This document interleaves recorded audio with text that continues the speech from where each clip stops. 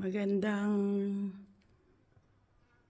tanghali po sa Italia, sa lahat. Ito po, relax din. Kailangan nating mag-relax kasi pagod sa trabaho. At least yung Sunday ay igugol po natin sa ating sarili. Kasi puro trabaho na lang hanggang Sabado. Kaya ayan po. Ako ay nagre-relax. Relax po.